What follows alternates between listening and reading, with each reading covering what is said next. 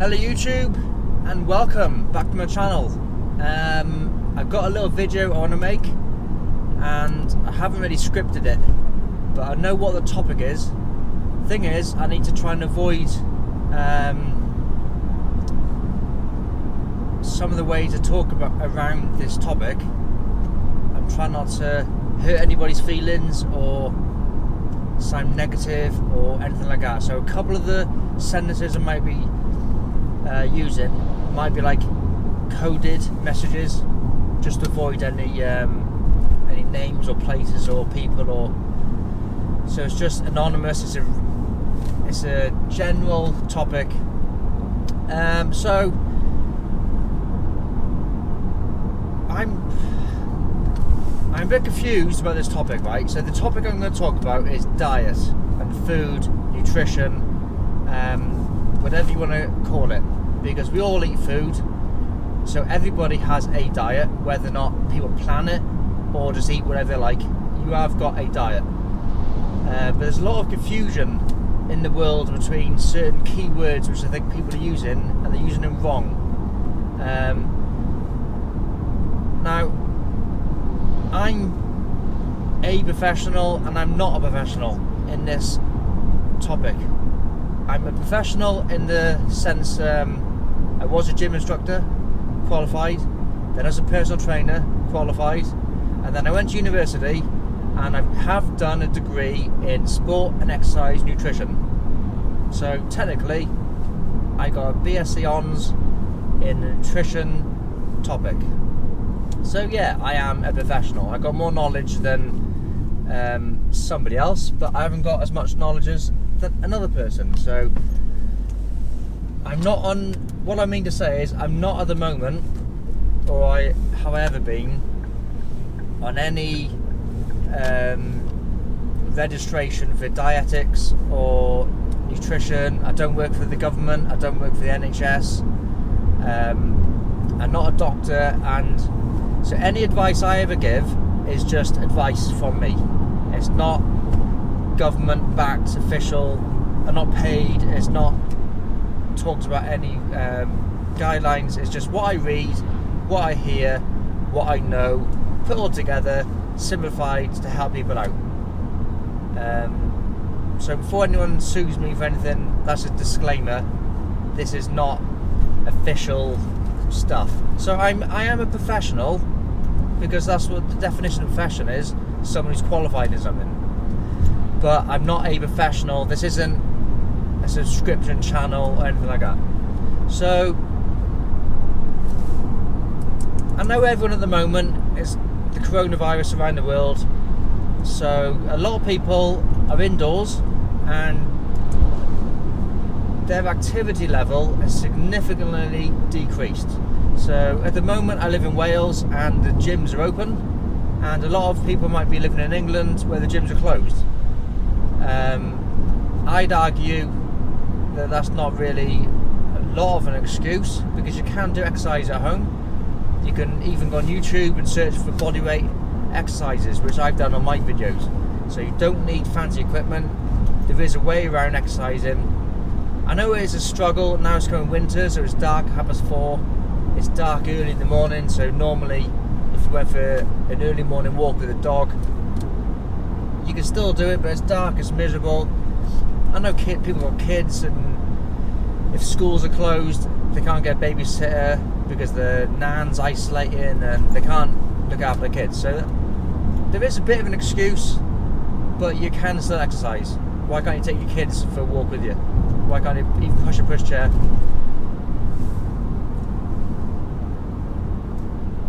So you could still do some sort of exercise. But on the other hand, if you're not exercising to burn the calories out, why are you taking so much calories in? If you get fatter, I use the word fat, I don't blunt it down a bit, it is fat, because fat is fat and you are fat. You have got a lot of fat or not fat. So sorry if that offends people, but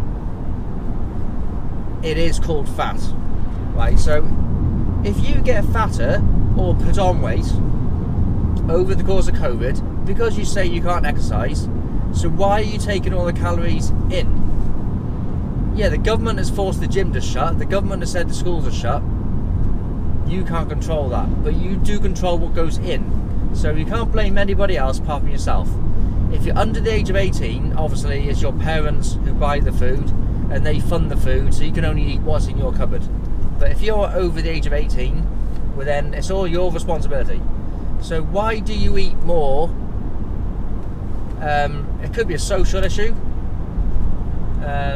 financial issue. So there's different issues around the area. You've got to solve that problem yourself. Of why are you taking in more calories? Maybe the local shop you normally go to is closed, so you have to go to a different shop, and the calories are slightly higher. Maybe you normally eat organic or not organic, or certain diets, so you have to live off. You know, if you can't go to the shop so often, maybe I'm eating frozen foods, which sometimes might be not as good for you. Not saying that frozen food isn't good for you, because it is. You can, if you freeze fresh vegetables, it stays fresh for longer. But I'm saying, with kids in the house, because the gyms are shut and the schools are shut, maybe even though you've got 24 hours a day because you're inside, so you've got plenty of time to cook and prepare food, that's another issue. Maybe you are stressed and rushed because you're working from home, your kids are screaming, so you have to now and again whack in a pizza or some oven chips. So maybe that's why your calories are increased slightly. But you could just eat half the pizza. So again, that's your fault for putting the pizza in your mouth. You could eat a few less fries. That's your fault for eating that much. But the confusion is, a lot of people using words which it's like a big umbrella word.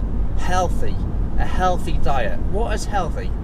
Well, some people might see me eating certain foods. They go, oh, Steve's fit, Steve's lean, or Steve is a bodybuilder, Steve is a cyclist, he's fit, so whatever he's eating, I'm going to copy. But I'd never tell people to copy my supplements. I have electrolyte tablets because I know I have low electrolytes in my blood. I've been tested by a doctor, I know that. I have iron, so I have a liquid iron supplement, and I make sure I eat broccoli, kale, green leafy vegetables and greens, because I know I got a low iron level. Again, I've had blood tests, the doctor's confirmed it, and he was happy for me to supplement my diet with that.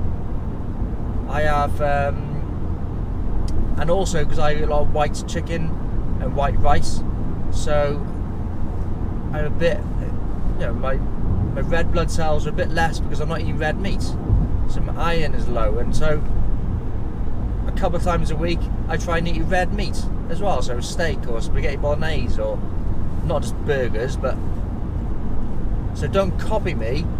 But when people see me eating certain things, oh, they must be healthy, Steve's eating it, I'll copy. Well, I do it because I know I've measured my body weight for years, I've measured my intake for years, and I can look on Strava and see my outgoings. I'm measured. I do things because I measured it. Don't just copy me and go, I'll have that, I'll have that. And another word which people use is, which annoys me, moderation. Well, moderation is just, I see it as an excuse to eat whatever you like. Everything in moderation is good for you. No, it's not. Everything is not good for you. Cigarettes in moderation. There is no such thing as moderation for cigarettes. One is one too many. You should not be having any cigarettes. So anything in moderation is not good for you. Alcohol. Well, alcohol has got no nutritional value that the body needs at all. And it's got about 9 calories per gram. So it's got like the same calories as fat has, but it's the toxins in your body as well. So if you have a vodka on a Sunday, it's going to be in your body till Wednesday. And I've got a few little stories to tell, which I could make a little sub video about these stories of why alcohol ruins you for days and days and days. It's suggested that a glass of red wine could help you It could thin your blood a bit, so it could help you in some ways, but there's other ways of doing it without getting the alcohol, because you have one drink, you can have 10 drinks, and then you have a burger and you cheat anyway. So moderation and healthy eating, they're two words which really annoy me, that people don't fully understand what they mean, and they just stick it in going, oh, bananas are healthy for you, so I can eat 10 a day. No, one banana is healthy, but 10 is then not healthy. But the way I've described it, the way I think about it, is like a car engine. So if you imagine the car engine when it's brand spanking new,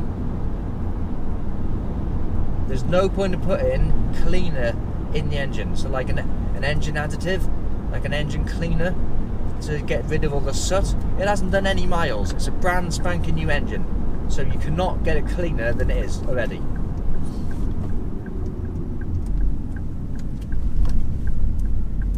So, just for example, if you got a 10-year-old boy,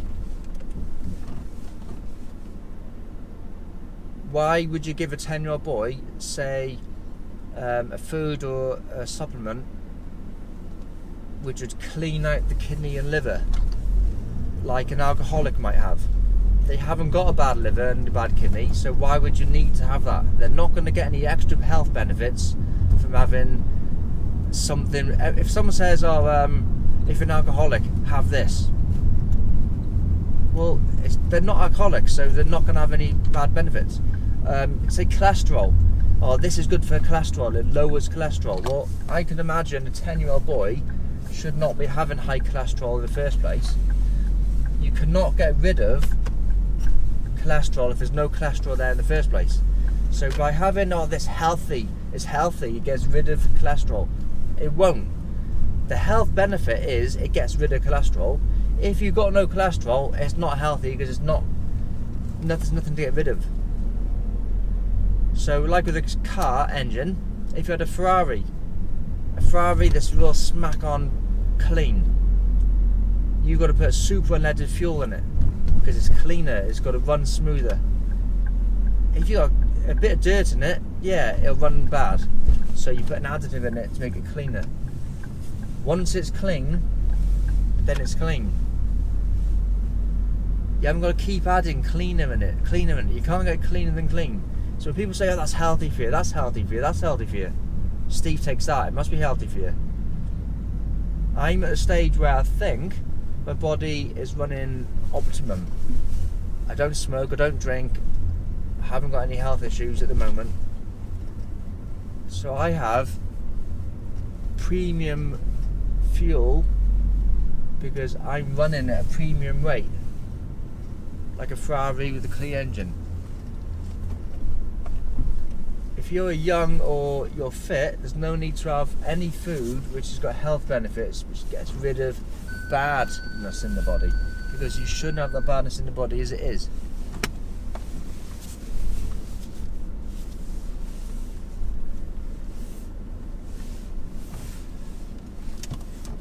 But what I need to do, I need to find a way how to talk about diet in a really, really simple way so everybody can understand, because obviously some people are cleverer than others, some people want to know more detail than others, but some people don't want to know too much detail. They just want a real simple thing, like the government's healthy eats place, where they can see protein, carbs and fats. I need a really simple way to describe to everybody what a general diet should be, without having to measure calories, because nobody's interested in that. Just what a simple thing is, what you need. So protein, carbs, fats, fibre, sugar, salt, water intake, a couple of the major vitamins which might be sensible to have, because too many people, I've noticed recently, it's a big discussion because everybody, like I said, is exercising less, they're eating more. A lot of people I know put on a bit of weight in the last 6 months, and there's nothing else to talk about apart from food. It's a comfort thing. So they're bored, they're eating, and then they're talking about, oh, I want to lose weight, but it's hard. Well, it's not that hard. It really is easy. I've lost weight in the last 6 months, and I know other people have lost weight as well. You can exercise, you can run, you can do bodyweight exercises, you can walk. I know people are doing squat challenges, press up challenges. So I've seen people at home doing bodyweight type exercises. I just need a simple way of painting a picture of what is healthy and what is moderate, what is normal, without confusing people too much. So that's what I need to try and do. The thing is, I don't want to dig in too deep into the topic, because one, I don't see the point of doing it if people aren't going to listen. If they're just going to go, okay, I've listened to you but I haven't paid any attention, I'm wasting my time.